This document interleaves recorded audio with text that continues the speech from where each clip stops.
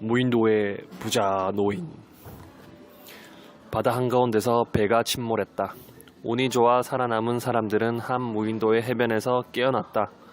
이미 죽어 시신이 된 사람들을 제외하면 살아있는 사람들은 10여 명. 어떤 사람은 멍하니 주저앉았고 어떤 사람은 엉엉 소리내 울었고 어떤 여인은 남편의 시신을 껴안고 울었고 어떤 사내는 숲쪽을 확인하러 들어갔고 어떤 사내는 해변에 떠내려온 물건들을 정리했고 어떤 사내는 해변을 따라 섬을 한 바퀴 돌았다. 시간이 흘러 해가 지고 난 뒤 사람들은 모두 모여서 대책을 논의했다. 결론은 구조대가 올 때까지 버티자는 것이었다. 가장 큰 문제는 식량이었다. 다행히 한 사내의 직업이 식품연구원이었고 그의 캐리어 안에는 햄 통조림이 종류별로 가득 차 있었다. 사람들은 그것으로 허기를 채우고 모두 함께 해변에 모여서 잠을 잤다. 다음 날 그들은 나무를 이용해 해변에다 거대한 SOS를 그렸다. 마른 나무들을 모아 불을 지피고 떠내려온 시신들을 수습해 한 곳에 모아두었다. 어서 구조대가 오기만을 바라며 햄 통조림을 먹으며 하루를 보냈다. 다음 날, 그 다음 날, 그 다음 날 일주일이 넘도록 구조대는 오질 않았다. 그 와중에 부상이 심했던 한 사람이 사경을 헤매다 사망하기도 했다. 사람들은 그의 죽음을 보며 공포를 느꼈다. 최악의 상황을 가정하기 시작했다. 구조대가 오기 전에 모두 죽거나 구조대가 오지 않거나. 현실적으로도 가장 중요한 식량 문제가 마음에 걸렸다. 섬의 숲에 먹을 만한 열매라고는 야자 열매 몇 개가 전부였고 그들이 가진 햄 통조림도 거의 떨어져 갔다. 햄 통조림의 주인이 냉정하게 말했다. 우리가 살기 위해서는 합리적으로 생각해야 합니다. 이 몇 안 남은 통조림을 최대한 아껴야 합니다. 그래서 하는 말인데 죄송한 말이지만 오늘 내일 하시는 노인분께서는 더 이상 햄 통조림을 지급하지 않는 것이 우리 모두를 위한 합리적인 일이 아닐까 생각합니다. 노인은 당황했다. 다른 사람들도 표정이 불편해졌다. 하지만 합리적이라는 단어가 그들의 입을 다물고 있게 만들었다. 그는 내친 김에 말을 더 이었다. 전쟁 상황에서 부상병들이 막 썰어 실려오면 너무 크게 다친 병사들은 아예 치료를 하지 않습니다.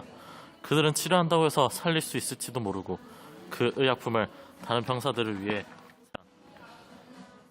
사용하는 데 쓰면 더 많은 병사를 구할 수 있기 때문입니다. 지금의 상황이 딱 전쟁 상황과 같습니다. 우리는 위기에 처해 있습니다. 앞으로 이 섬에서 얼마나 더 지내야 하는지도 모릅니다. 어쩌면 겨울을 나야 할지도 모르죠. 다리까지 다치셔서 오늘 내일 하시는 노인분은 앞으로 저희 생활에 짐이 되면 되겠지 도움이 될 수는 없다고 생각합니다. 저를 쓰레기라 욕해도 좋습니다. 저희 계산으로는 노인분을 끝까지 안고 가는 것이 도움이 되지 않는다고 생각합니다. 노인은 침묵했다. 사람들도 침묵했다. 인도적으로는 마음이 불편했지만 합리적이라는 단어가 마치 어쩔 수 없다는 말처럼 들렸다. 게다가 그들은 모두의 죽음의 공포에 질려 있었다.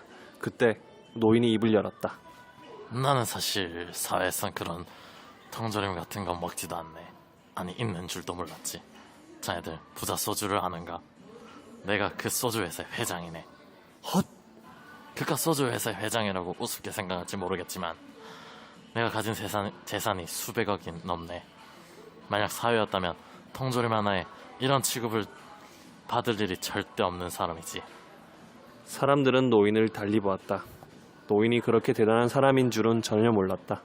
반면에 그런 대단한 노인도 결국 무인도에 떨어지면 한낱 힘없는 노인에 불과하다는 사실이 그들이 머릿속을 스쳤다. 노인은 형형한 눈빛으로 사내를 향해 말했다. 그 통조림 하나를 1,000만 원에 사지. 사람들은 깜짝 놀랐다. 통조림 하나에 1,000만 원이라니. 사내가 아무 말도 못하고 노인을 보고만 있자 노인이 다시 말을 했다. 1,000만 원이라는 단위가 현실감이 떨어지는가? 그렇군. 그렇겠지. 그럼 500만 원으로 깎도록 하지. 믿을 수 있겠나? 아니. 더 깎아야 믿을까? 300? 100? 사내는 정신을 차리고 목소리를 높여 말했다. 아니 무슨 말을 하시는 겁니까? 어르신이 사회에서 어떤 분이셨는지 몰라도 이곳에서 어르신은 아무것도 가지고 있지 않습니다. 노인은 담담히 대꾸했다. 만약 우리가 구조되어 사회로 돌아가게 되면 그때 돈을 치러주겠다는 걸세. 여기 있는 모두를 증인 삼아 말이야. 그건 구조가 됐을 때 이야기고 지금 당장은 어차피 우리는 구조가 될 것 아닌가? 아니면 우린 뭘 기다리고 있는 거지? 노인의 한마디에 사내의 입이 다물어졌다.